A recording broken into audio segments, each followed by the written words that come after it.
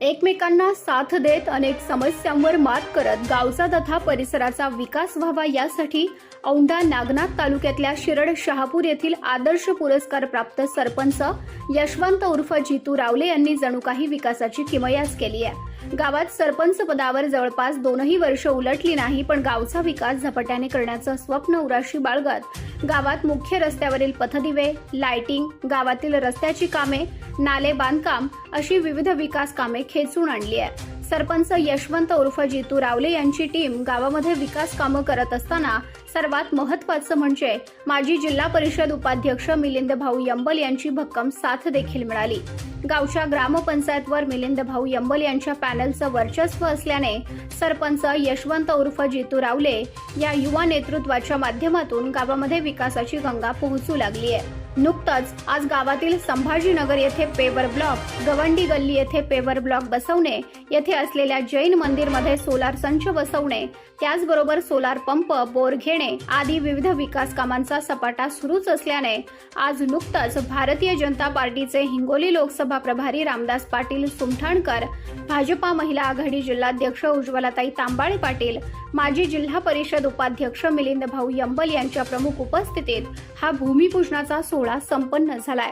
गावातील विकास कामे पाहता सुशिक्षित अभ्यासू नेतृत्वच हे करू शकतं असं म्हणत भाजपा हिंगोली लोकसभा प्रभारी रामदास पाटील सुमठाणकर यांनी मिलिंद भाऊ यंबल आणि सरपंच जितू रावले यांचं कौतुक केलंय। गावातली पाणी पुरवठा योजना 12 वर्षांनंतर सुरू होत असल्याची माहिती मिळाल्यानंतर रामाच्या वनवासाप्रमाणे तुमचाही वनवास संपल्याची भावना देखील यावेळी बोलताना रामदास पाटील सुमठाणकर यांनी व्यक्त केली। अतिशय संवेदनशील आदिवासी, बंजारा आणि अगदी मायनॉरिटीच्या या वस्ती असलेल्या गावामध्ये आपण सक्षमपणानं नेतृत्व करता, त्या ठिकाणी मला याचा अभिमान वाटतो।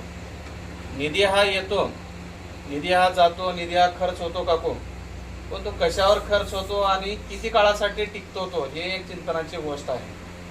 अतिशय शाश्वतपणाने पुढचे कित्येक वर्ष ते कामं टिकून राहतील याची काळजी मिलिंद भाऊ नक्कीच या ठिकाणी घेतात, कारण येताना ते दाखवत होते की माझ्या जिल्हा परिषदेच्या काळात झालेली हे काम आहेत, ती कामं आजही टिकून आहेत।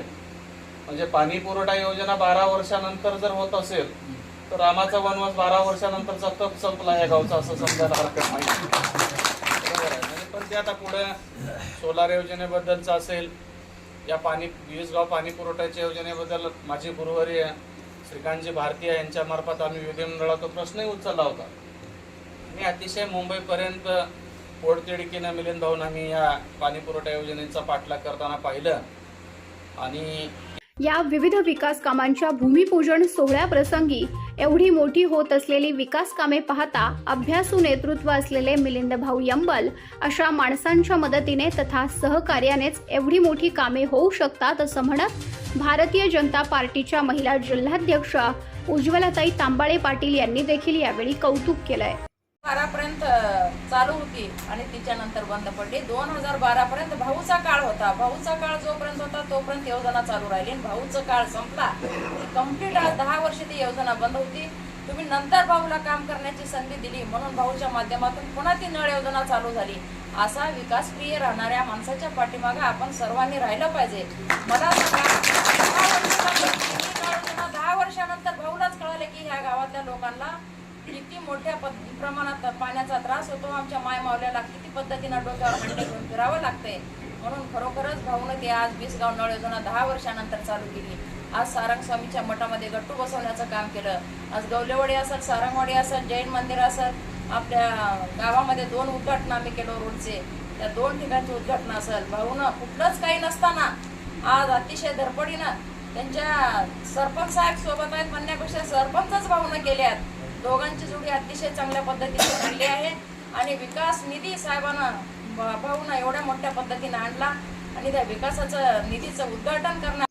आदर्श पुरस्कार प्राप्त सरपंच जितू रावले यांना नेहमीच मिलिंद भाऊ यंबल अशा मोठ्या अभ्यासू नेतृत्वाची साथ मिळाल्याने अनेक समस्यांवर मात करत गावचा विकास करण्याचं स्वप्न उराशी बाळगत विकास कामाची गंगा गावात आणत गावाचा कायापालट होताना पाहायला मिळतोय। उमेश चक्कर, प्रवाह नेटवर्क, हिंगोली।